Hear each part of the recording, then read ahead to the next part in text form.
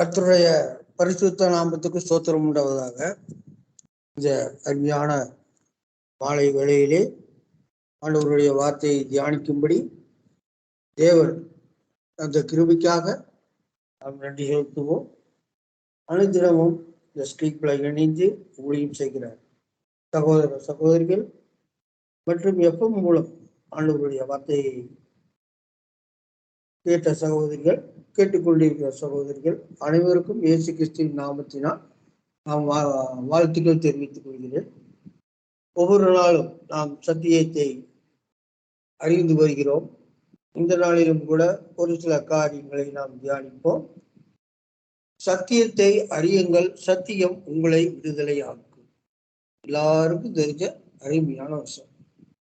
சத்தியத்தை அறியுங்கள். சத்தியத்தை அறிந்தால் மட்டும் பத்தாது, சத்தியத்திற்கு கீழ்ப்படிந்து அதன்படி நம்ம வாழணும். அப்பத்தான் விடுதலையாகும். சத்தியத்தை அறிந்தால் மட்டும் விடுதலை ஆக முடியாது. சத்தியத்தின்படி நாம வாழ்ந்தால்தான், அந்த வார்த்தைக்கு நாம் கீழ்ப்படிந்தால்தான் நமக்கு நல்லா தெரியும். வார்த்தைக்கு கீழ்ப்படியணும், வார்த்தைக்கு கீழ்ப்படியணும். இதை நம்ம அடிக்கடி சொல்லுவோம்.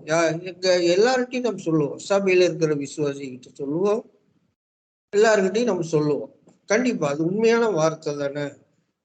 சத்தியத்துக்கு நாம் கண்டிப்பா கீழ்ப்படியணும். அப்போ ஒவ்வொரு நாளும் வேத வசனங்கள் நமக்கு போதிக்கும். வசனத்தை கொண்டு நமக்கு போதிக்கும் காரியங்கள் ஒவ்வொன்றையும் நாம் அறிந்து கொள்ள வேண்டும். அறிந்து கொண்டு நாம் அதை கடைபிடிக்க வேண்டும். அதுதான் சத்தியத்தை அறியணும், அதுக்கு கீழ்ப்படியணும். அதுக்கப்புறம் நம்ம எல்லா வகையிலும் விடுதலை ஆகும். சிலர் இன்னும் விடுதலை ஆகாம இருக்காங்கன்னா அவங்க சத்தியத்தை சரியா அறியாததுனால தான். இது எல்லாருக்குமே நல்லா தெரியும். ஏன் கிறிஸ்துக்குள்ள இருக்கிறவங்க ஏன் இன்னும் நிறைய பேர் கஷ்டப்படுறாங்க அப்படின்னா, அவங்க சத்தியத்தை இன்னும் சரியாக அறிந்து கொள்ளவில்லை. இதுதான் உண்மையான வார்த்தை. ஸோ சத்தியத்தை அறிவோம், அதன்படி கீழ்ப்படிந்து கடைபிடிப்போம். அப்புறம் நமக்கு விடுதலை ஆகும். சத்தியத்தை அறிந்தால் மட்டும் விடுதலை ஆகாது, அதற்கு கீழ்ப்படிந்து நம்ம நடக்கணும். வச்சுக்கலாங்க.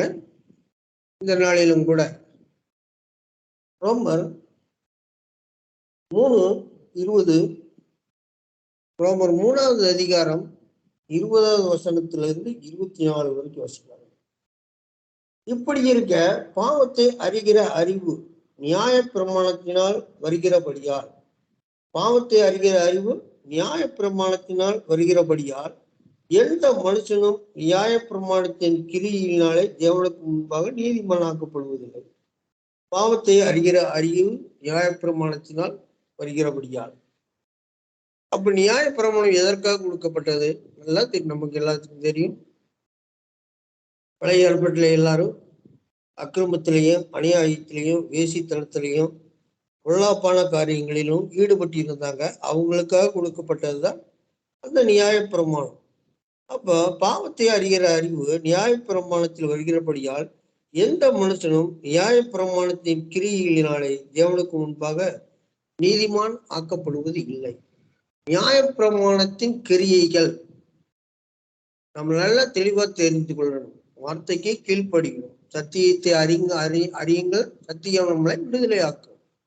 அந்த வார்த்தைக்கு நம்ம கீழ்ப்படிக்கணும். இங்க சொல்லப்பட்ட வார்த்தை பாருங்க, நியாய பிரமாணத்தின் கிரியினாலே தேவனுக்கு முன்பாக நீதிமான் ஆக்கப்படுவது இல்லை. கிரியைன்னா என்னங்க? நியாயப்பிரமாண காரியங்கள். நியாயப்பிரமாணத்துல என்னென்ன சொல்லப்பட்டதோ அந்த கிரியை அப்படின்னா நம்ம செய்கிறது. இப்ப ஜெபம் பண்றோமா, அது ஒரு கிரியை. பாட்டு பாடுறோமா, அது ஒரு கிரியை. இது ஒவ்வொன்று நாம என்ன தேவனுக்காக நம்ம இன்னைக்கு கிறிஸ்துக்குள்ள இருக்கிற நம்ம என்னென்ன செய்யறோமோ, உபவாசம் இருக்கிறோமா, அது ஒரு கிரியை.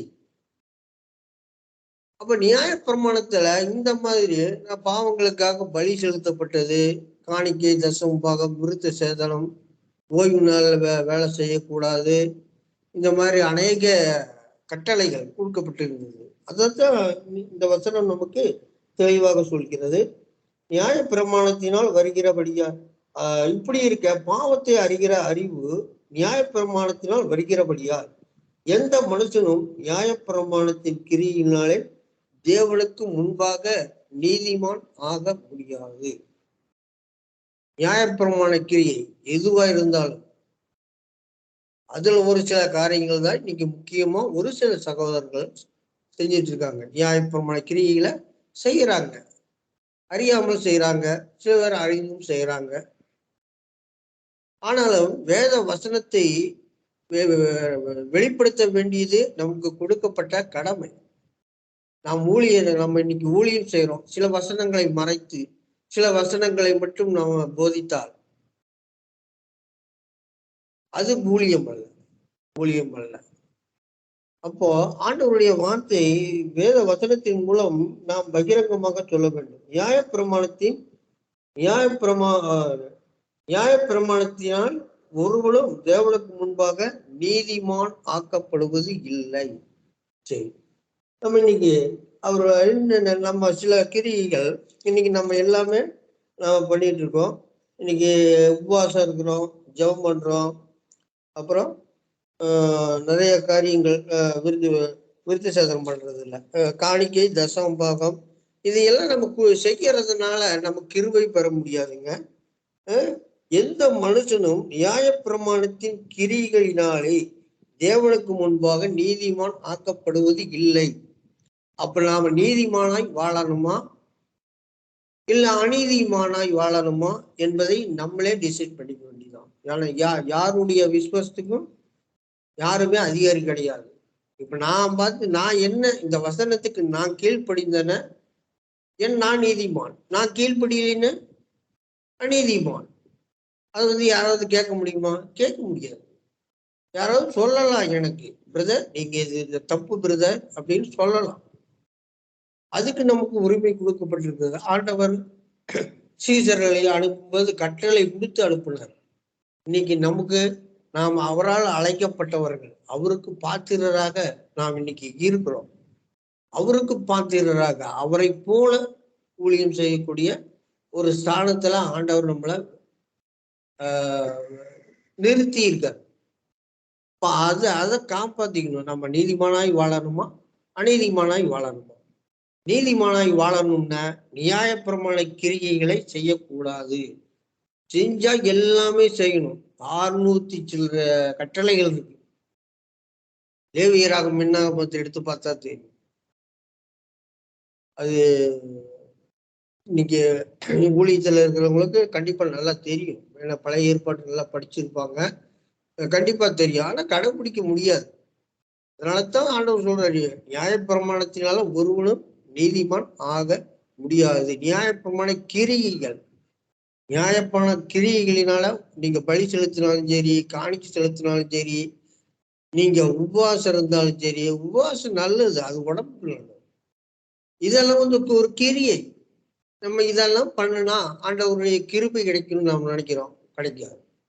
கிரியைகளினா ஒருவன் கிருபை பெற முடியாது. கிரியைகள் நியாயப்பிரமாண கிரியைகளினால ஒருவன் நீதிமான் ஆகவும் முடியாது. சரி, எபிரேயர் 10:5 வாசிக்கலாங்க.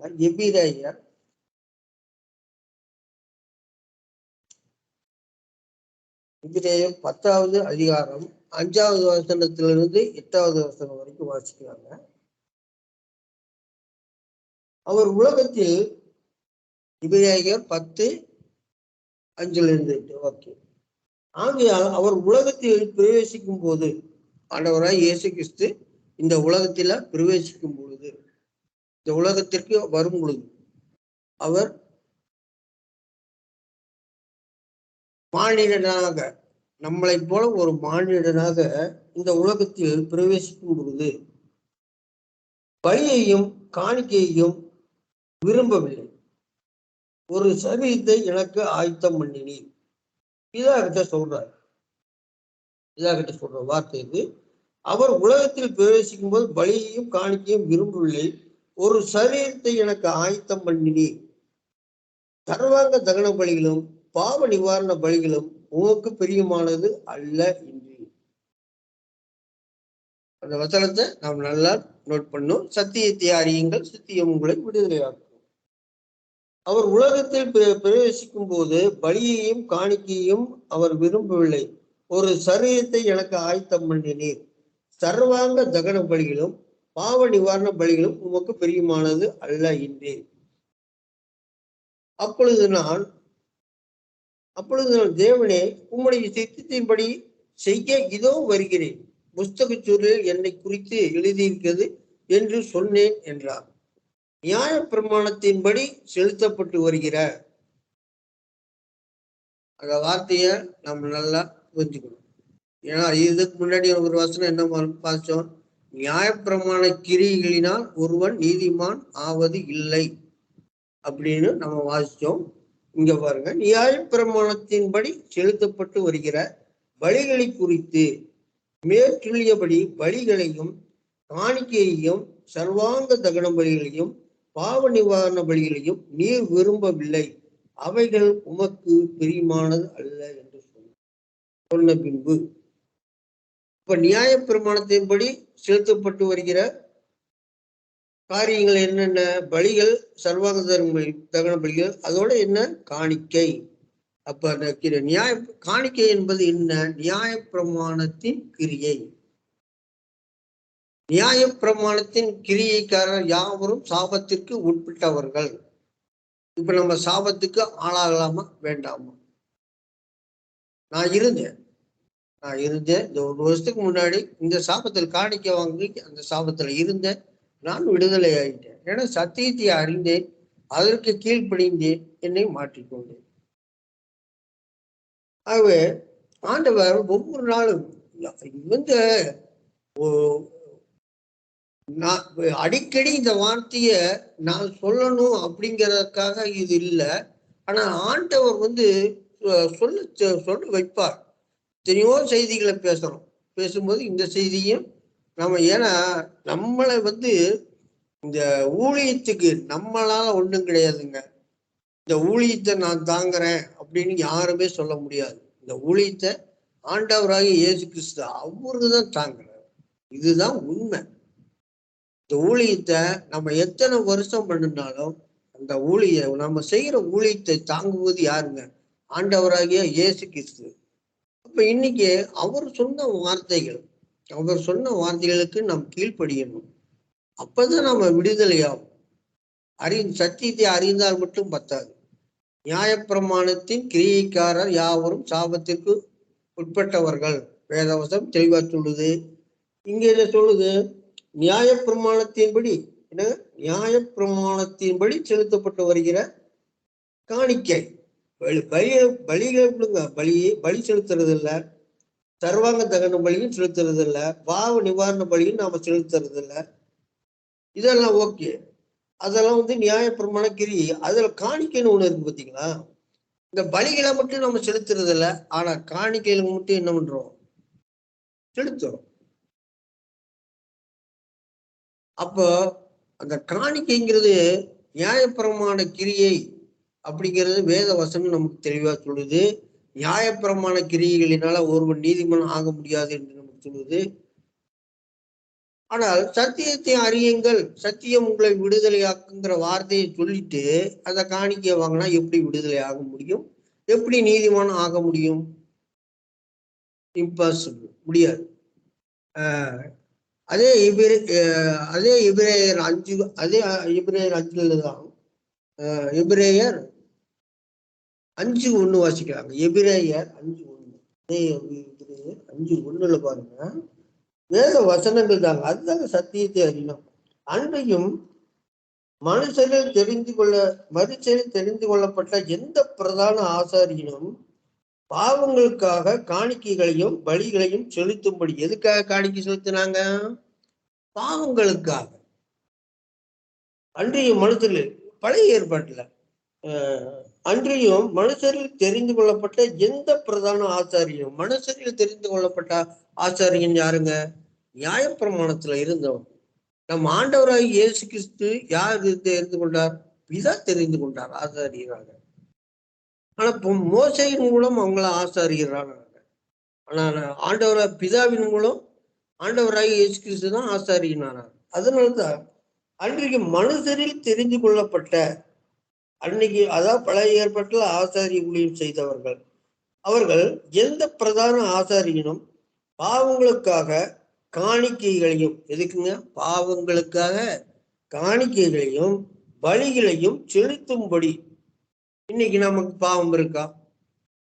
இப்ப நம்ம காணிக்கை செலுத்தினா என்ன அர்த்தம்? பாவம் நமக்குள்ள இருக்குன்னு அர்த்தம்.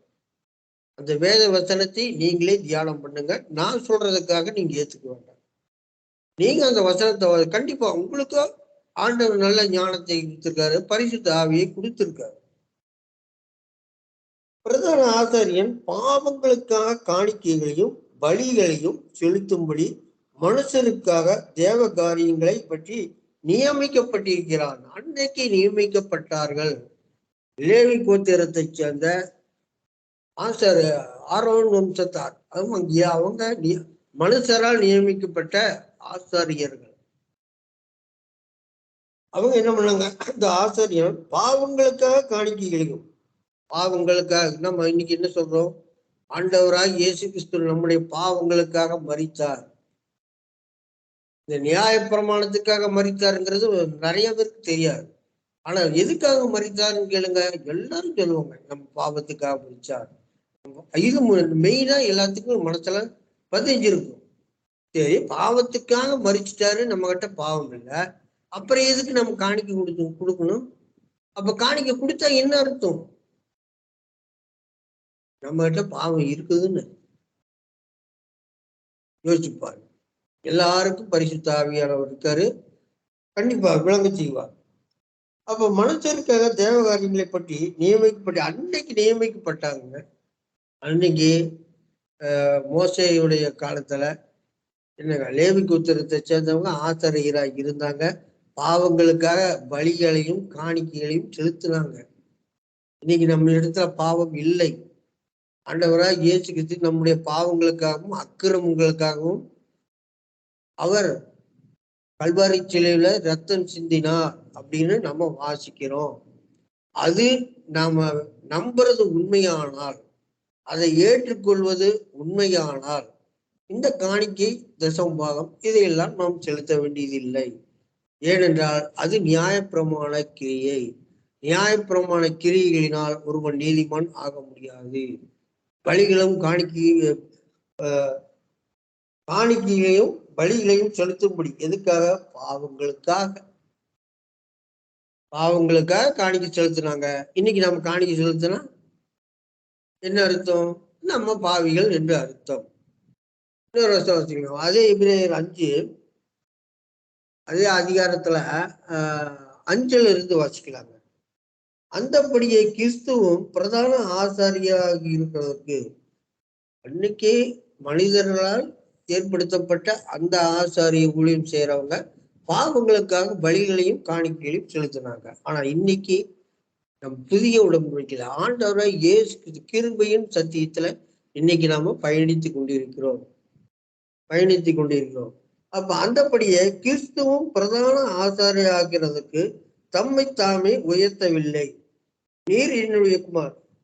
ஆண்டவராய் இயேசு கிறிஸ்து அவரா தன்னை ஊழியம் செய்வதற்கு தன்னை ஏற்படுத்தி கொள்ளவில்லை. யார் ஏற்படுத்தினாரு? பழைய ஏற்பாட்டுல பார்த்தா மனுஷன் தான் ஆசாரிய ஊழியத்துக்கு ஆள்களை செலக்ட் பண்ணாங்க. ஆனா இயேசு கிறிஸ்துவை ஊழியம் பண்றதுக்கு யாரு செலக்ட் பண்ணா? கிறிஸ்துவும் பிரதான ஆசாரியா இருக்கிறதுக்கு தம்மை தாமே உயர்த்தவில்லை. நீர் என்னுடைய குமாரன், இன்று நான் உண்மை ஜனிப்பித்தேன் என்று அவரோட சொன்னவரை அவரை உயர்த்தினார். யாருங்க? பிதா. நீர் என்னுடைய குமாரன், இன்று நான் உன்னை ஜனிப்பித்தேன் என்று அவரோட சொன்னவரை யார் சொன்னாருங்க? பிதா சொன்னாரு. அன்னைக்கு மனுஷனாலதான் ஆசாரி ஊழியத்துக்கு ஆளுகளை செலக்ட் பண்ணாங்க, தேர்ந்தெடுத்தாங்க. அங்க பாவங்களுக்காக பலிகளும் காணிக்கைகளும் செலுத்தப்பட்டது. ஆனா இங்க நம்ம பிரதான ஆசாரியர் ஆண்டவராக இயேசு கிறிஸ்து தம்மை தாமே ஊழியக்காரராக ஆசாரியராக அவர் மாற்றிக்கொள்ளவில்லை.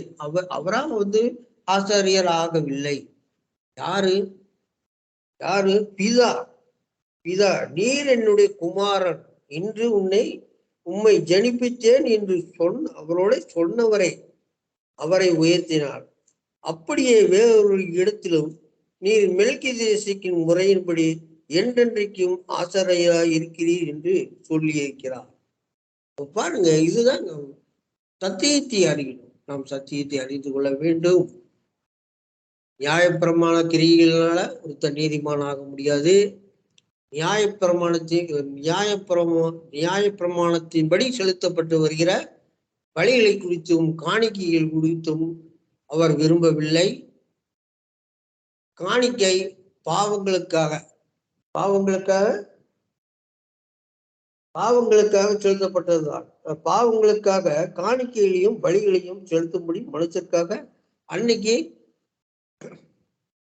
நியமிக்கப்பட்டிருந்தார்கள். யாருங்க? அன்னைக்கு ஆசாரியர்களும் செய்யறவங்க. இன்னைக்கு நமக்கு அந்த நியாயப்பிரமாண கிரியைகள் நம்மளுக்கு கிடையாது.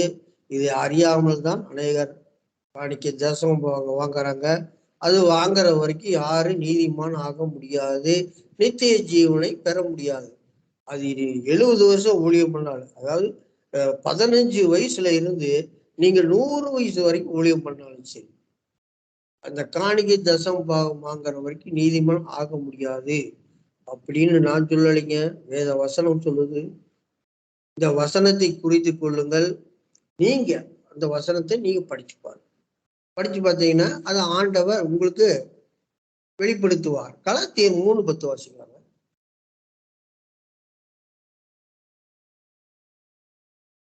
ஏன்னா எல்லோரும் மனம் திரும்ப வேண்டும். ஆண்டவர் டைரக்டா உபதேசம் பண்ண மாட்டாரு. அது எல்லாத்துக்குமே நல்லா தெரியும். இன்னைக்கு ஒரு சகோதரன் மூலமோ ஒரு சகோதரியின் மூலமோ தான் இதை வெளிப்படுத்துவார். கலாத்தியர் 3:10 நியாயப்பிரமாணத்தின் கிரியைக்காரராகிய யாவரும் சாபத்துக்கு உட்பட்டிருக்கிறார்கள். இதெல்லாம் படிக்கும்போது பயமா இருக்குதுங்க.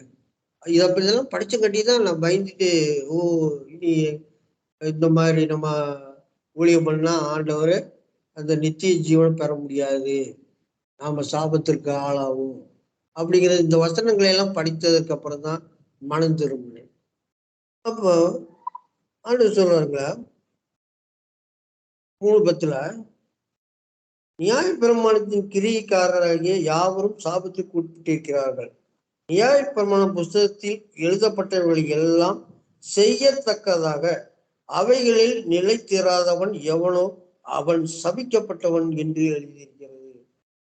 நியாயப்பிரமாணம் நல்லதுதான். ஆனா என்ன, நியாயப்பிரமாண புஸ்தகத்தில் எழுதப்பட்டவை எல்லாம் செய்யத்தக்கதாக அவைகளில் நிலைத்திர எல்லாம் செய்யணும்.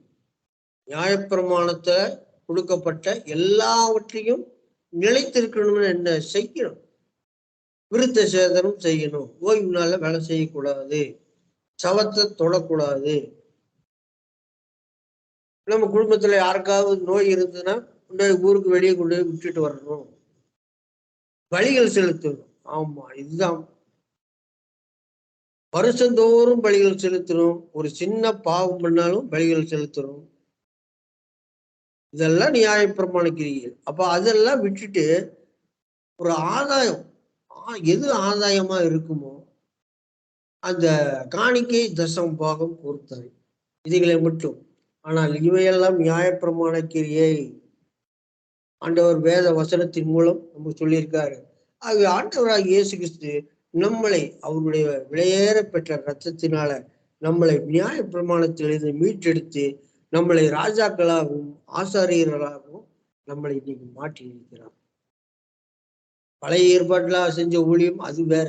இன்னைக்கு நம்ம இன்னைக்கு ஊழியக்காரங்கன்னா சாதாரணமான ஊழியக்காரர்கள் இல்லைங்க. நாம் உணரணும். வேத வசனத்தை வாசிக்கும் பொழுது நாம் உணரணும். ரோமர் 4வது அதிகாரம்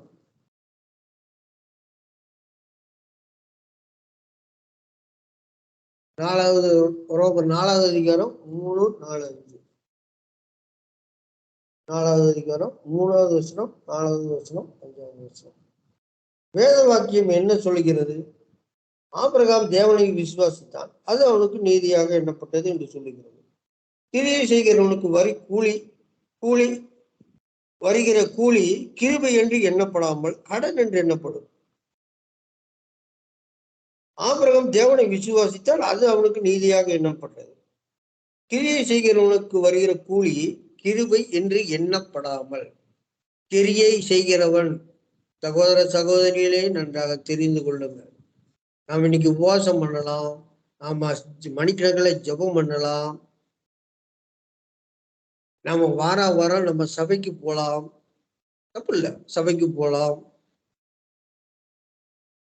மாசத்துல ஒரு பைபிளை பூரா ஒரு தடவை 2 தடவை கூட படிக்கலாம். அதோடு சேர்ந்ததுதான் இந்த காணிக்கை தசமமாக நம்ம செலுத்துறோம். இதெல்லாம் நியாயப்பிரமாண கிரியை. இந்த கிரியிலால அவர் சொல்றாங்க, கிரியை செய்கிறவனுக்கு வருகிற கூலி கிருபை என்று எண்ணப்படாமல். கிருபை கிடைக்காது. கிரியை செய்வதனால கிருபை கிடைக்காது. அது என்ன? கடன் என்று எண்ணப்படும். சும்மா கடமைக்கு அது செய்யறது தான். கடமைக்கு செய்கிறதுன்னா அதுல ஒரு நிறைவே இருக்காது. நம்ம சொல்றோம்ல, என்ன ஒரு கடமைக்கு நீ இந்த மாதிரி பண்றியா? செஞ்சா ஒழுக்கமா செய்ய, முழுசா செய்ய, சும்மா என்னமோ கடமைக்காக செய்யற மாதிரி அப்படின்னு நம்ம சொல்றோம்லங்க. கடமை நம்ம செய்யற கிரியை அது பூர்த்தி பண்ணாதுன்னு அர்த்தம். கிருபையை பெற முடியாது. கிருபையை பெற முடியாது. கிரியை செய்யாமல் பாவியை நீதிமான் ஆக்குகிறவரிடத்தில் அப்படிங்க. முதல் வசனம் 4 ரோமர் 4:4 என்ன சொல்லப்படுகிறது? கிருபை கிரியை செய்கிறதுனால கிருபையை பெற முடியாது. ஒருவன் கிரியை செய்யாமல் பாவியை நீதிமான் ஆக்குவரிடத்தில் விசுவாசம் வைக்கவனாய் இருந்தால் அவனுடைய விசுவாசமே அவனுக்கு நீதியாக எண்ணப்படும். விசுவாசம் வேணும். விசுவாசம் இருந்தால் நீதியாக எண்ணப்படும். விசுவாசம்னா நாம இந்த நம்பிக்கைன்னு சொல்றோம். ஓகே, விசுவாசம்னா நம்பிக்கைன்னு ஒண்ணு.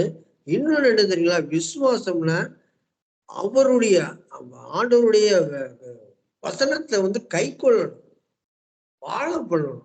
அதுதான் உண்மையான விசுவாசம். நமக்கு தகுந்த வசனத்தை மட்டும் நம்ம கை கொண்டு வாழ்ந்தால் அதுக்கு பேர் விசுவாசம் இல்லை, நம்ம அவருடைய பிள்ளைகளும் இல்லை. கடமைக்கு நம்ம கிறிஸ்துவர்கள் என்று சொல்லிக்க முடியுதான். ஆனால் அந்த நித்திய ஜீவனை பெற முடியாது. கன்ஃபார்மா நித்திய ஜீவனை பெற முடியாது.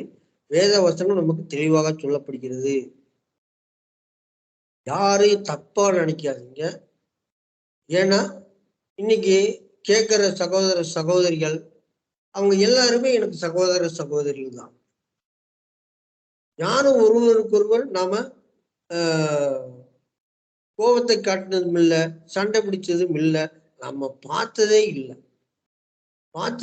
அப்ப ஏன் இப்படிப்பட்ட ஒரு போதனை ஆண்டவர் வெளிப்படுத்துறார்? அவ்வளவுதான். என் மூலம் மட்டும் இல்லை, உங்க மூலமும் ஆண்டவர்,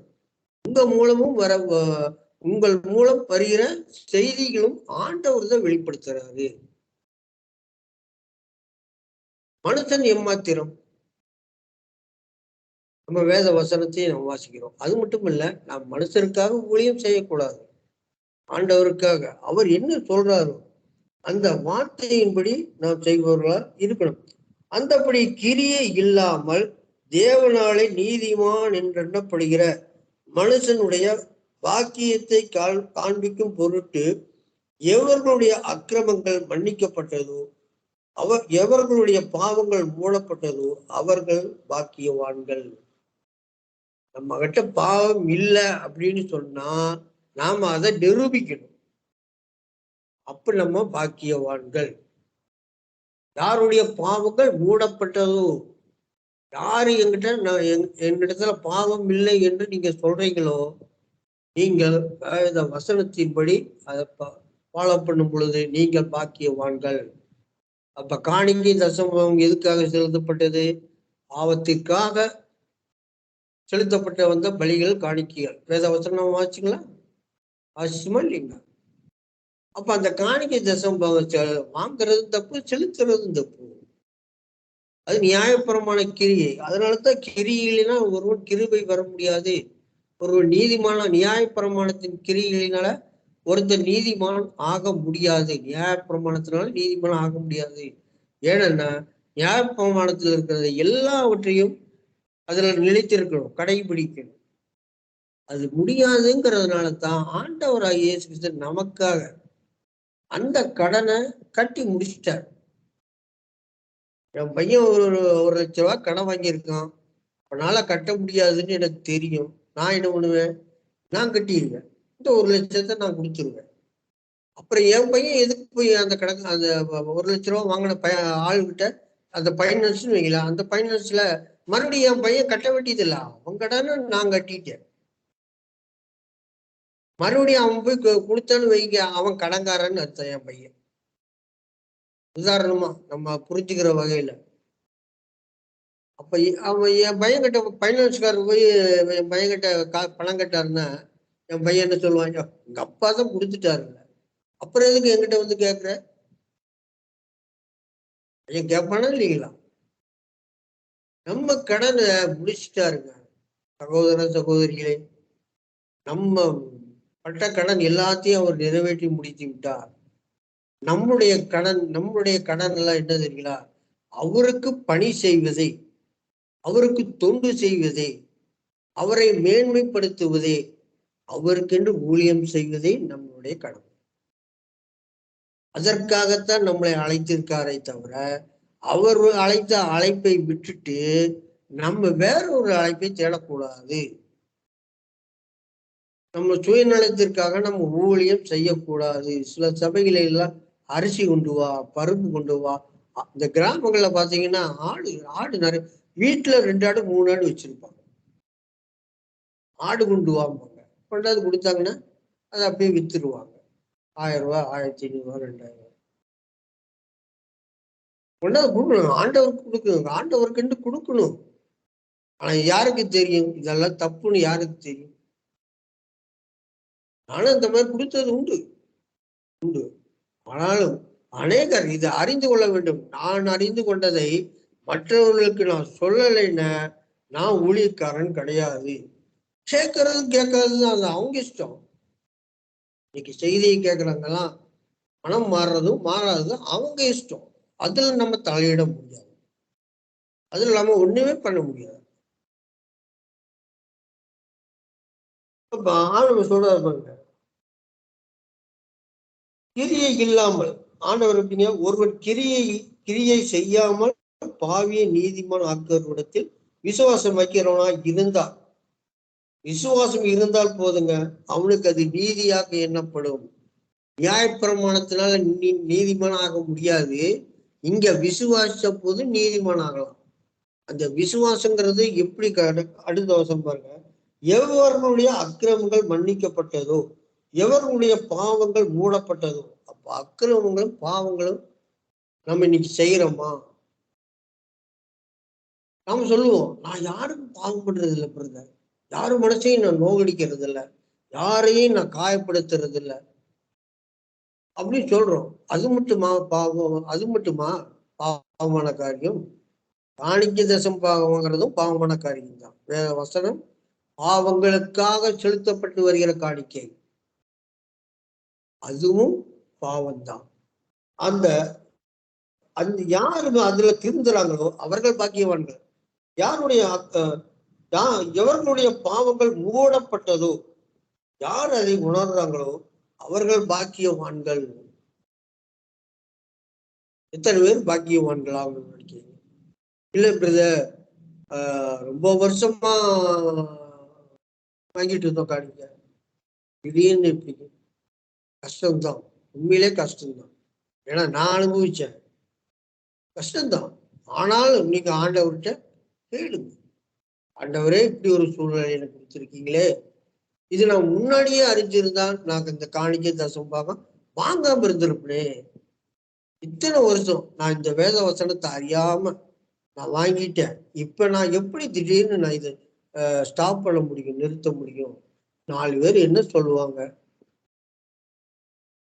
மனம் திரும்பினாலும் மாற்றிக்கொள்வதற்கு சமயம் இருக்காது. சூழ்நிலை அமையாது. நீங்க மனம் திரும்பிடலாம், மனம் திரும்பலாம். ஏன்னா வேத வசனத்தை மறுக்க முடியாது. ஒவ்வொரு ஊழியக்காரர்களும் கிறிஸ்துவை ஏற்றுக்கொள்ள ஒவ்வொரு பிள்ளைகளும் ஆண்டவருடைய வார்த்தை பொய் என்று சொல்ல முடியாது. ஆனால் ஏற்றுக்கொள்ளும் மனசு. ஆனால் அதை கடைபிடிப்பதற்கு சூழ்நிலைகள் அமையாது.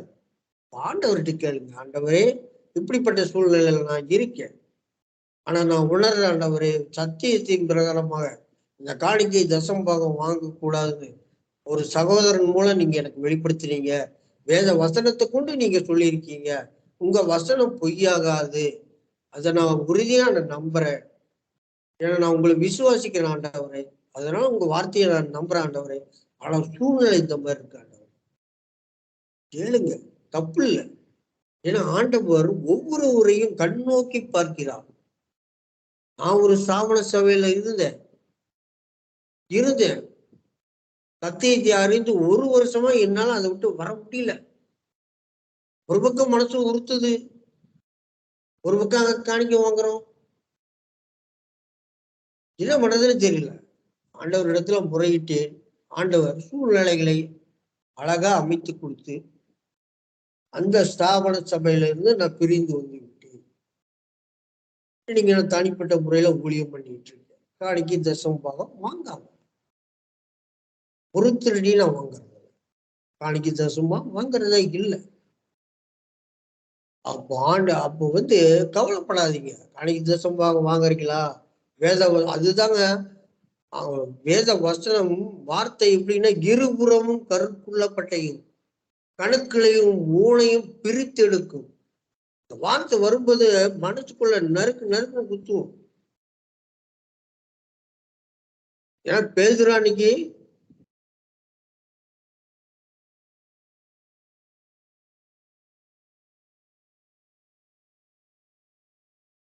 பிரசங்கம் பண்றாரு. இங்கேயா இந்த பெந்தேகோஸ்தே நாளில இருதயத்துல குத்தப்பட்டவர்களாக 3000 பேர் ரட்சிக்கப்பட்டார். ஆனால் அந்த பெந்தேகோஸ்தே நாள்ல எப்படிங்க, எல்லா வானத்துக்கு கீழே இருக்கிற எல்லா தேசத்துக்காரும் வந்திருந்தாங்க. அப்ப எத்தனை பேர் இருந்திருப்பாங்க? லட்சக்கணக்கான பேர் இருந்திருப்பாங்க. ஆனா 3000 பேரு அதுல மனம் திரும்பினாங்க. அதே போல இன்னைக்கு ஆண்டவருடைய வார்த்தை வருது. ஆண்டவர் வெளிப்படுத்துறார். இதை கேட்கிற எல்லாருமே மனம் மாறுவாங்களா? மனம் மாறினா சந்தோஷம். மனம் மாறினா சந்தோஷம். ஒரு சிலரே மனம் மாறுவாங்க. காலப்போக்கில் மற்றவர்களும் மாறுவாங்க என்று நம்ம விசுவாசிக்கலாம். சரி, நம்ம வசனத்துக்கு நாம் போவோம். ரொம்ப 4 வருஷாச்சுங்களா? மத்தேயு 10:30-33. மத்தேயு 10வது அதிகாரம் 33வது வசனத்திலிருந்து வாசிக்கலாம். 33வது வசனம். மனுஷர் முன்பாக என்னை மறுதலிக்கிறவன் எவனோ அவனை நானும் பரலோகத்திற்கு என் பிதாவின் முன்பாக மறுதலிப்பேன். பூமி மேல் சமாதானத்தை அனுப்ப வந்தேன் என்று எண்ணாதிருங்கள். சமாதானத்தை இல்ல பட்டயத்தையே அனுப்ப வந்தேன். அப்படின்னா சமாதானத்தை இல்ல பட்டயத்தையே அனுப்ப வந்தேன். ஏன்னா நம்ம இந்த மாதிரி சிக்கலான சூழ்நிலையில நம்ம மாட்டிக்கொள்ளும் பொழுது ஆண்டவருடைய வேத வசனம் எல்லாம் நமக்கு எப்படி இருக்குங்க, ஒரு பட்டயமாக தெரியும். ஒரு ஈட்டி நம்மளை குத்துனது மாதிரி தெரியும். ஒரு ஈட்டி நம்ம குத்துன மாதிரி தெரியும். அப்ப மனுஷர் முன்பாக என்னை அறிக்கை பண்ணுகிறவன் எவனோ அவனை நானும் பரலோகத்தில் இருக்கிற என் பிதாவின் முன்பாக அறிக்கை பண்ணுவேன். இப்ப நாம் யாரைங்க அறிக்கை பண்ணுவோம்? ஆண்டவராகி இயேசு கிறிஸ்துவை அறிக்கை பண்ண வேண்டும். அது மட்டும்தான் நமக்கு கொடுத்திருக்கிற டியூட்டி, வேலை. ஊழியக்காரன்னா யாருங்க? வேலைக்காரன். ஆண்டவராகி இயேசு கிறிஸ்து இங்க ஊழியக்காரர் வேலைக்காரனாகத்தான் இங்க வந்தாரு, வேலை செஞ்சாரு. யாருடையும் வேலை வாங்கல. ஊழியம் கொள்ளும்படி அவர் வராமல் ஊழியம் செய்யும்படிக்கே அவர் வந்தார். இது நமக்கு நல்லா தெரியும். ஏன்னா அவர் என் சாயலை தரித்து கொள்ளுங்கள். அவர் எப்படி நடந்தாரோ அதை போல நாம இன்னைக்கு ஊழியம் செய்ய வேண்டும். அவரு தாங்க நம்மளுக்கு ரோல் மாடல். அதே போல இப்போ அப்போஸ்தலனாகிய பவுல், அப்போஸ்தலர்கள் எல்லாமே பேதுரு, யோவான், யாக்கோபு, இது எல்லாத்தையுமே சொல்லலாம். எல்லாத்தையும் சொல்லலாம். நான் மிகச் சிறப்பாக ஊழியை எப்படி செய்யறதுன்னு அப்போஸ்தலனாகிய பவுலை கொண்டுதான் நமக்கு விளங்க செய்திருக்கிறார். ஏன்னா யோ மத்தேயு, மார்க்கு, லூக்கா, யோவான், இந்த 4 ஆகமங்களுக்கு அடுத்தது இந்த 4 ஆகமங்களும் ஆண்டவர் பிறந்தது, வளர்ந்தது, அவர் செய்த அற்புதங்கள், இந்த காரியங்களை இந்த 4 ஆகமங்கள் நமக்கு விளக்கி காட்டுகிறது. 5வது ஆகமம் அப்போஸ்தலர் நடவடிக்கை. அதாவது ஊழியம் எப்படி செய்ய வேண்டும் என்பதற்காக சவுலை பவுலாக தெரிந்து கொண்டார். அவர் அந்த அப்போஸ்தலர் நடவடிக்கைகள் எல்லாமே அவர் செய்கிற ஊழியம்தான். அதுக்கப்புறம் பாருங்க, மத்தேயுக்கு அப்புறம் ரோமர்ல இருந்து எடுத்துக்கோங்க. ரோமர்ல இருந்து நீங்க எடுத்துக்கிட்டீங்கன்னா எல்லாமே நமக்கு சொல்லப்பட்ட காரியங்கள். எப்படி எப்படி நம்ம எப்படி ஊழியம் செய்யணும், நம்ம மனப்பக்குவம் எப்படி இருக்கணும், எதுல எச்சரிக்கையா இருக்கணும், எதை செய்யக்கூடாது, எதுல ஜாக்கிரதையா இருக்கணும், இதெல்லாம் மற்ற ஆகமங்கள். ஆனா ஃபர்ஸ்ட் என்னன்னா, ஆண்டவராய் இயேசு கிறிஸ்து மரிச்சதுக்கு அப்புறம் அப்போஸ்தலர் நடவடிக்கையில ஊழியம் செய்யறது எப்படிங்கிறத முதல். இப்ப பாருங்க, இந்த கவர்மெண்ட் ஜாபுக்கெல்லாம் போனா பயிற்சி கொடுப்பாங்க. பயிற்சி கொடுத்ததுக்கு அப்புறம் தான் போலீஸ் டிபார்ட்மெண்ட்னு வைங்களேன், போனதுமே உடனே காக்கி ட்ரெஸ்ஸை கொடுத்து ஸ்டேஷன்ல டியூட்டி தர மாட்டாங்க. பயிற்சி கொடுப்பாங்க. அதுக்கப்புறம் தான் டியூட்டி கொடுப்பாங்க. அது போலத்தான் இந்த அப்போஸ்தலனாகிய நடவடிக்கைகள் நமக்கு பயிற்சி. எப்படி ஊழியம் பண்ணணும் அப்படிங்கிறது பயிற்சி. அதுக்கப்புறம் தான் அநேக காரியங்கள் நமக்கு கொடுக்கப்பட்டிருக்கிறது. 1 பேதுரு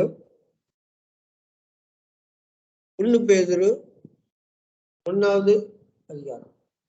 1 பேதுரு, சத்தியத்தை அறியுங்கள், சத்தியத்தை அறிந்து அதன்படி அதற்கு கீழ்ப்படியுங்கள், அப்பொழுதுதான் அது நம்மை விடுதலை ஆக்கும்.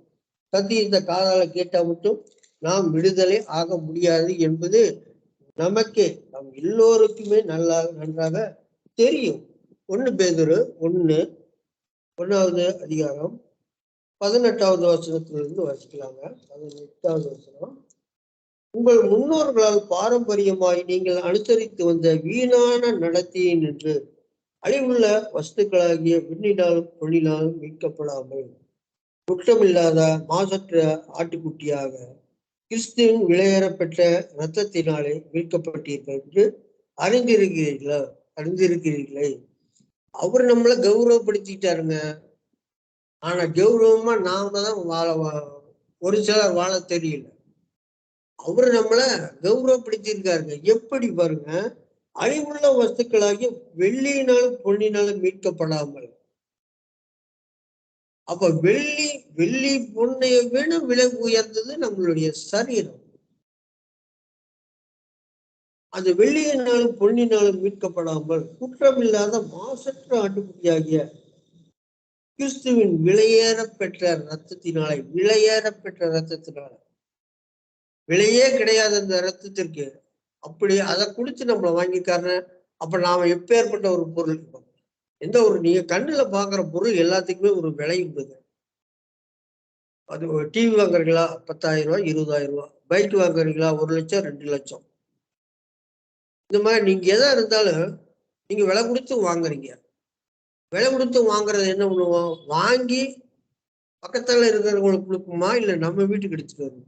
நம்ம வீட்டுக்கு எடுத்துட்டு வந்து அதை பத்திரப்படுத்துவோம். அந்த மாதிரி விலையேற பெற்ற ரத்தத்தினால நம்மளை மீட்டெடுத்திருக்காரு. விலையேற பொன்னினாலும் வெள்ளியினாலும் மீட்கப்படாமல் குற்றமில்லாத மாசற்ற ஆட்டுக்குட்டியாகிய கிறிஸ்துவின் விலையேற பெற்ற ரத்தத்தினாலே மீட்கப்பட்டவர்கள் என்று அறிந்திருக்கிறீர்களே. அப்படி இருக்கும் பொழுது நியாயப்பிரமாண கிரியைகளை நாம் செய்யலாமா? காணிக்கை தசமபாகம் நாம் வாங்கலாமா, கொடுக்கலாமா? பாவத்திற்காக செலுத்தப்படுவதுதான் காணிக்கை என்பது வேத வசனத்தின் மூலம் நாம் அறிந்து கொண்ட பிறகும், சத்தியத்தை அறிந்தும் நாம் விடுதலை ஆகாமல் இருக்கலாமா? விடுதலை ஆகணும். அப்ப சத்தியத்தை கேட்டு அதன்படி நடக்கும் பொழுதுதான் நாம் விடுதலை ஆக முடியும். அப்போ குற்றமில்லாத மாசற்ற ஆட்டுக்குட்டியாக கிறிஸ்துவின் விளையாடப்பட்ட ரத்தனால் மீட்கப்பட்டீர்கள்.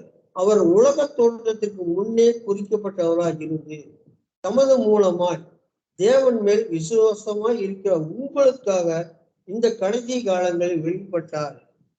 இன்னைக்கு அவர் நமக்குள்ள இருக்கார். இந்த கடைசி காலம்னா என்னங்க? ஆண்டவராய் இயேசு கிறிஸ்து இந்த உலகத்துக்கு மானிட ரூபமாய் வந்து அவர் சிலுவையில மரணம் அடைந்து நமக்குள்ள இப்ப வாசம் செய்கிறார். இன்னைக்கு அவர் நமக்குள்ள வாசம் செய்கிறார். இப்ப ஒவ்வொரு வசனங்களையும் வாசிக்கும் பொழுது வெளியேறப்பட்ட ரத்தத்தால கழுவப்பட்டவான் நம்ம அப்படின்னு ஒரு நம்மளுக்குள்ளேயே சொல்லி சொல்லி சொல்லி பாருங்களேன்.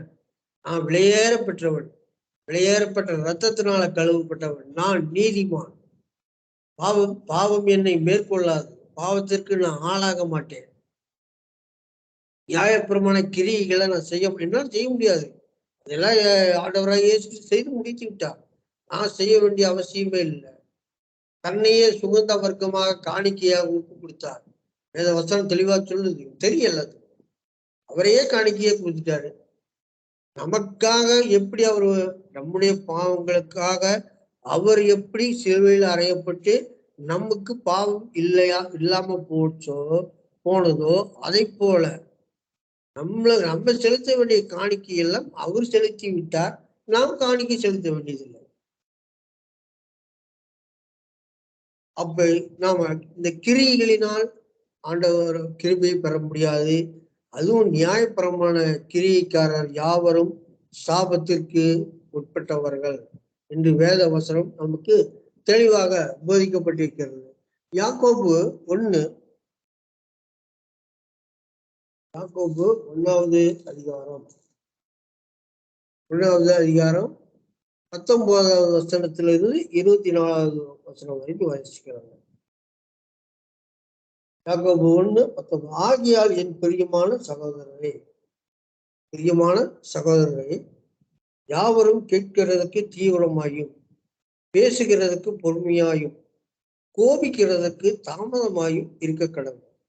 ஒருவேளை இந்த வேத வசனம் உங்களுக்கு கோபப்படுத்துச்சா கொஞ்சம் தாமதமாகும், ஒன்றும் தப்பு இல்லை. ஏன்னா பொறுமை, கிறிஸ்துவை ஏற்றுக்கொண்ட நம்ம எல்லாருக்குமே கண்டிப்பா பொறுமை இருக்கும். ஒரு சிலருக்கு இந்த வசனம் கோபத்தை உண்டு உள்ளதா? இன்னும் இந்த சகோதரர்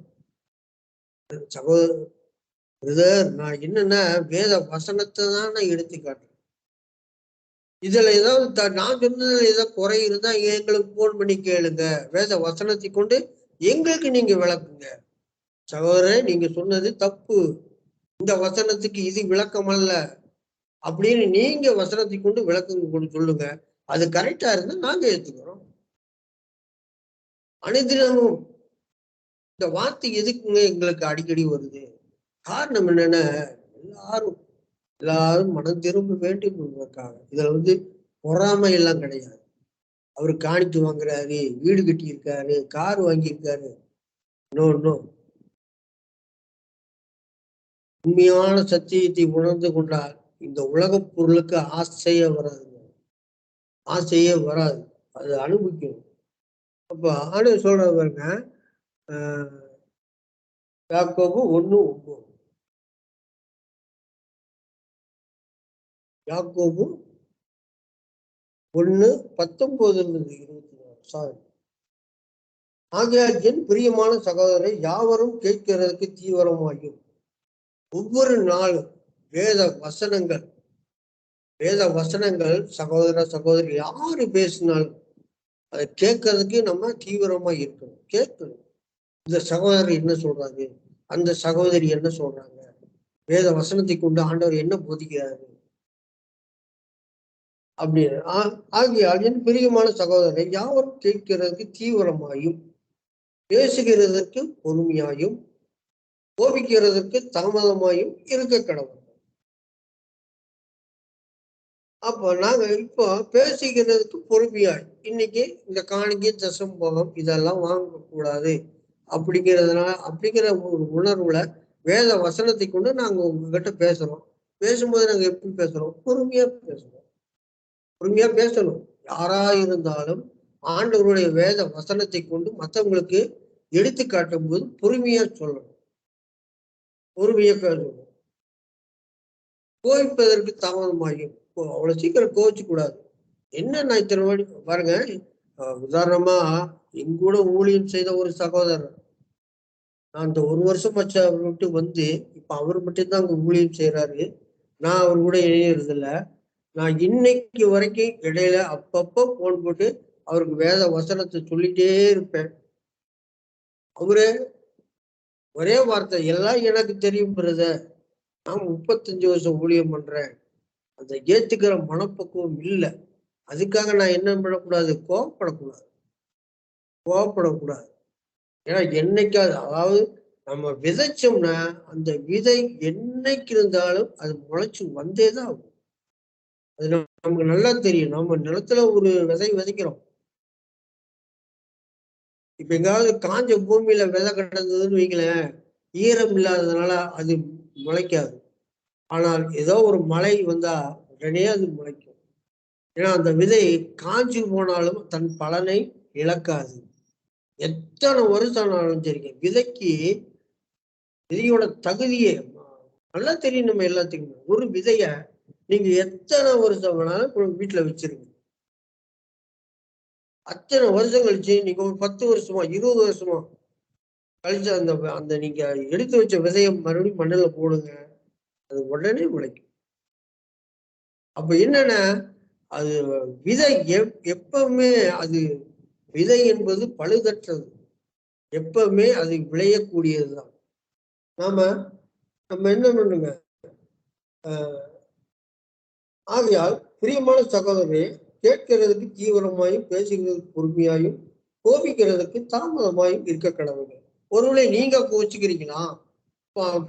அடியன் அடியன் மூலம் வந்து இந்த வசனங்களை கண்டிப்பா இது நான் பேசுற வசனம்னு நினைக்க கூடாது. இது ஆண்டவருடைய வசனங்கள். என வேதத்துல இருந்துதான் நான் எடுத்து பேசுறேன்.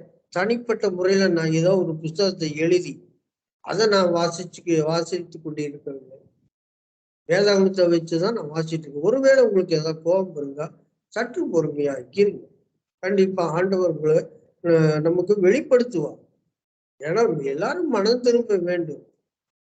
அப்போஸ்தலனாகிய பவுல் என்னங்க, சவுலா இருக்கும்போது நமக்கு தெரிஞ்ச வசனங்கள்லாம் நமக்கு தெரியும். ஆனால் அது சிந்திக்கிறதா இல்லை, வேற ஒண்ணும் கிடையாது. சவுல் என்ன பண்ணாங்க, நியாயப்பிரமாணத்துல ஊறி போனவன், வைராக்கியமா இருந்தவன்.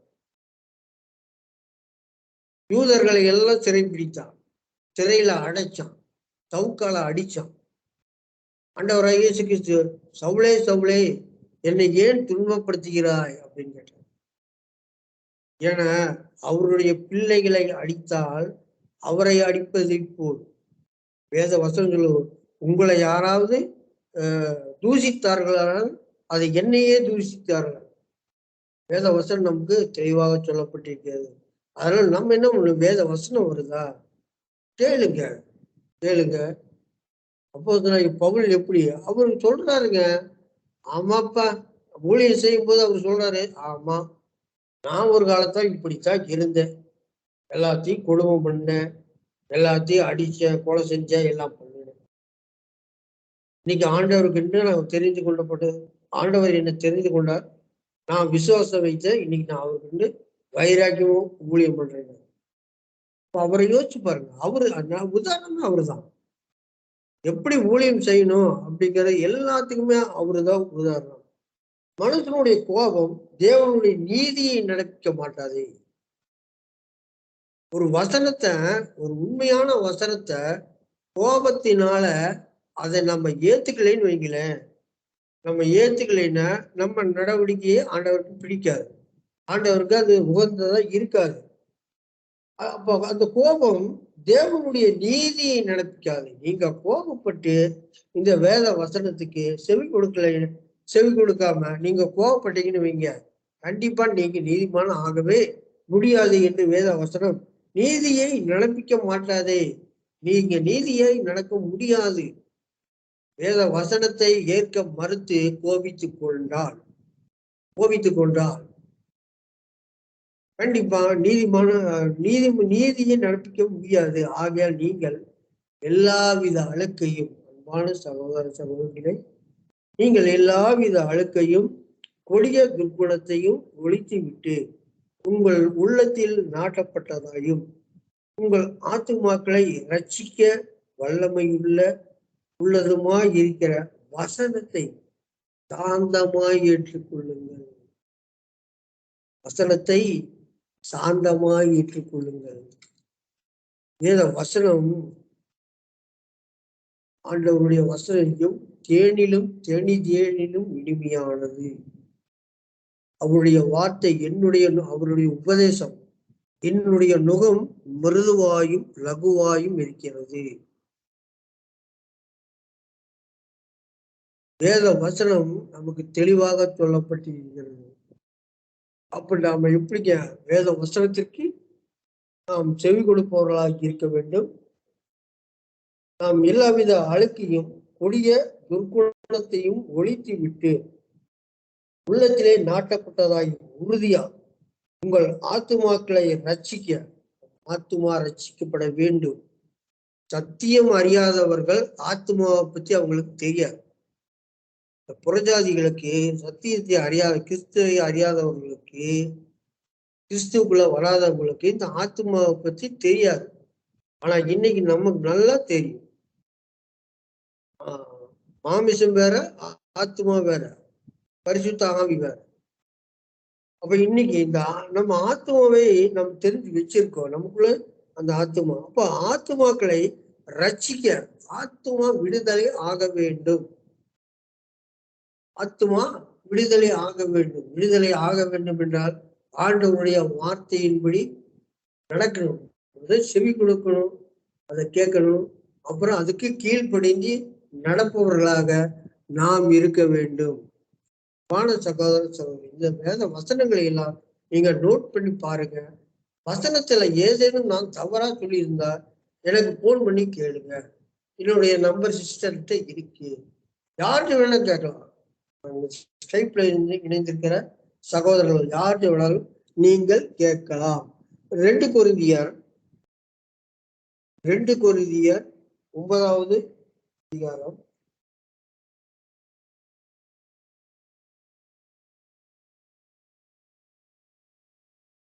2 கொரிந்தியர்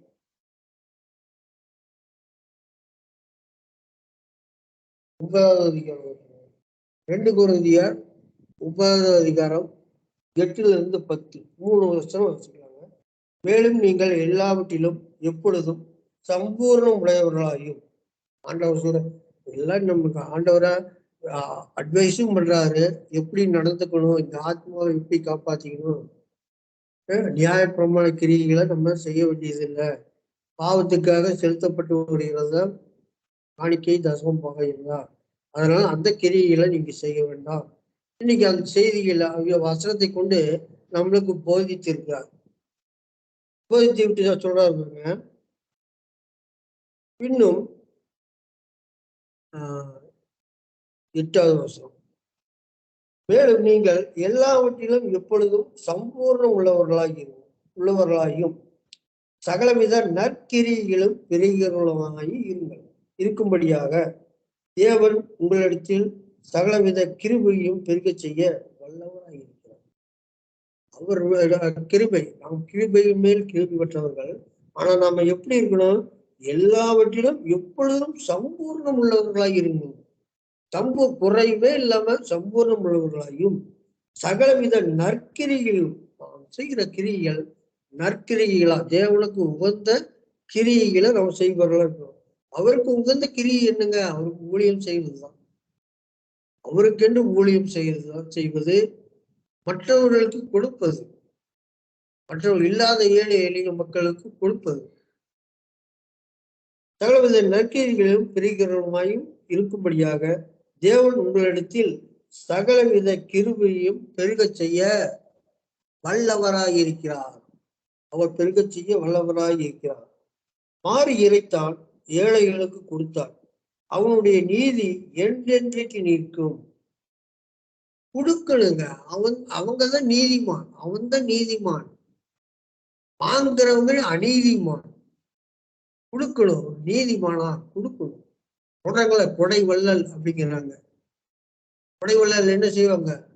கொடுப்பாங்களே தவிர வாங்க மாட்டாங்க. பொறுத்தரடியில் கை நீட்டி வாங்க மாட்டாங்க. அப்ப இன்னைக்கு வாரி இறைத்தால் ஏழைகளுக்கு கொடுத்தாள். நம்ம பழைய ஏற்பாட்டுல பிரசங்கியில நினைக்கிறேன், பிரசங்கிலேயோ நீதிமொழியிலேயோ சரியா தெரியல, வாரி இறைத்து விருத்தி அடைவாரும் உண்டு. வாரி இறைத்து விருத்தி அடைவாரும் உண்டு, பிசினித்தனம் பண்ணி தரித்திரராவதும் உண்டு. எவ்வளவு அருமையான ஒரு வசனம் பாருங்க. வாரி இறைக்கிறாங்க, ஆனா அவங்க விருத்தி ஆகுறாங்க. என்ன பண்ணுவாங்க? இன்னைக்கு ஒரு சிலர் எல்லாத்தையும் கொடுத்துட்டு நான் என்ன பண்றது, நாளைக்கு நாளைக்கு இப்படிதான் சொல்லுவாங்க, கொடுத்துட்டா எனக்கு எல்லாம் போயிருமேன்னு. ஆனால் வாரி இறைத்து விருத்தி அடைவாரும் உண்டு, பிசினித்தனம் பண்ணி தரித்திரராகவும் உண்டு. பிசினித்தனம் பண்ணுவாங்க, லட்சமா இருக்கும், ஆனா கொடுக்க மாட்டாங்க. அவங்க தரித்திரர் ஆவதும் உண்டு. ஆனால் நம்ம அப்படிப்பட்டவர்களாக நாம் இருக்கிறோம். வாரி இறைத்தால் ஏழைகளுக்கு கொடுத்த நம்மளால எவ்வளவு முடியுமோ அவ்வளவு மற்றவங்களுக்கு கொடுக்கலாம். ஏன்னா இந்த சிறியனில் எவ்வளவு ஒருவனுக்கு நீங்கள் எதை கொடுத்தீர்களோ அதை எனக்கே கொடுத்தீர்கள் என்று வேத வசனம் நமக்கு தெளிவாக சொல்லப்பட்டிருக்கிறது. நல்லா ஞாபகம் இருக்கும். ஆகவே இந்த நாளில் கூட ஆண்டவர் வேத வசனத்தை கொண்டு அநேக காரியங்கள், நாங்களும் ஒரு காலத்துல இப்படித்தான் இருந்தங்க, நாங்க மட்டும் யோக்கியம் இல்லைங்க, நாங்களும் சத்தியத்தை அறியாமல் இந்த காணிக்கைக்காகவும் தசம் பாகத்துக்காகவும் ஊரா ஊடா அலைஞ்சு கை நீட்டி பிச்சை எடுத்துட்டு இருந்தோம். ஆண்டவருடைய வேத வசனம் அறிந்து கொண்டதுக்கு அப்புறம் அதான் சத்தியத்தை அறியுங்கள், சத்தியம் உங்களை விடுதலையாக்கும். சத்தியத்தை அறிந்தால் மட்டும் விடுதலை அல்ல, சத்தியத்தை அறிந்து அதற்கு கீழ்ப்படிந்து நடந்தால்தான் விடுதலை. நாம் நீதிமான்களா இல்லை அநீதிமான்களா? நம்முடைய விசுவாசத்துக்கு நாமளே அதிகாரி. நம்ம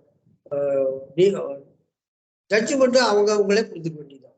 யாரும் யாரையும் குற்றப்படுத்த முடியாது, குறை சொல்லவும் முடியாது. வேத வசனம் என்ன வேத வசனம் சொல்லப்படுகிறதோ அதை எடுத்து சொல்லக்கூடியது நம்மளுடைய ஊழியம் செய்பவர்களுடைய கடமை. அந்த கடமையை நாம செய்வோம். மற்றவர்கள் அவர்களுக்கும் தேவனுக்கும் உள்ள ஒரு பகுதி. நாம் சிறிய ஜெபம் செய்து நாம் செய்தியை நிறைவு செய்வோம். சோதரமானவரே, சர்வ வல்லமையுள்ள எங்கள் தேவனே, நியாயப்பிரமாணத்தினால் ஒருவன் நீதிமானாக முடியாது.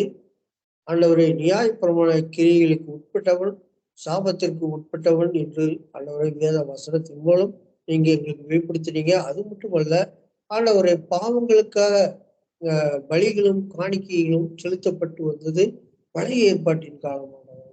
ஆனால் இந்த புதிய ஏற்பாட்டில் நீர் இந்த உலகத்திற்கு வந்து பலிகளும் காணிக்கைகளையும் நான் விரும்பவில்லை என்று ஆண்டவரை வேத வசனத்தின் மூலம் நீங்க எங்களுக்கு வெளிப்படுத்தியிருக்கீங்க ஆண்டவரை. அது மட்டுமல்ல, புதிய ஏற்பாட்டில் எந்த இடத்திலுமே வாங்க வேண்டும் என்ற ஒரு வசனம் இல்லவே இல்லை.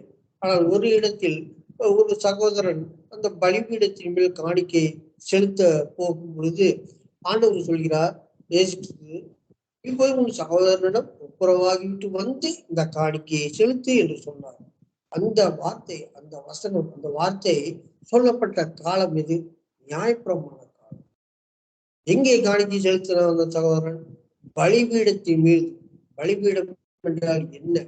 பழைய ஏற்பாட்டில் நாம் போய் பார்த்தா தெரியும். நம்முடைய பாவங்களுக்காக செலுத்தப்பட்டு வருகிற ஒரு பீடம், ஒரு மேடை, பலிபீடம். இப்பொழுது நமக்கு பலிபீடம் கிடையாது. ஆண்டவராக இயேசுக்கே பலியானார். ஆண்டவரை அறியாமையினால் ஆண்டவரை இந்த தசம்பாவம் காணிக்கை நியாயப்பிரமாண கிரிகளில் இருக்கும் சகோதர சகோதரிகள் யாராக இருந்தாலும் உம்முடைய வார்த்தைக்கு செவி கொடுத்து அதுக்கு கீழ்ப்படிந்து அவர்கள் மனம் மாற கிருபை செய்ய தொடர்ந்து இந்த ஸ்கைப்ல இருக்கிற சகோதர சகோதரிகள் எல்லாம் ஊழியம் செய்றாங்க. அவங்க கையின் பிரயாசத்தை நீங்க ஆசீர்வதிச்சிருக்கீங்க.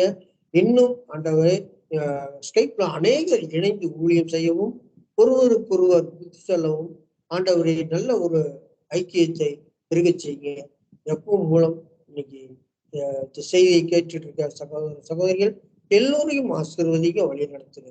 இயேசு கிறிஸ்துவின் நாமத்தில் ஜெபிக்கிறோம் ஜீவனுள்ள நல்ல பிதாவே, ஆமென்.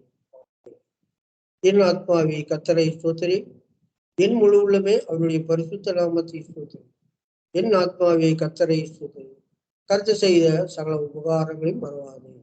ஆமென். ஆமென். Okay, thank you.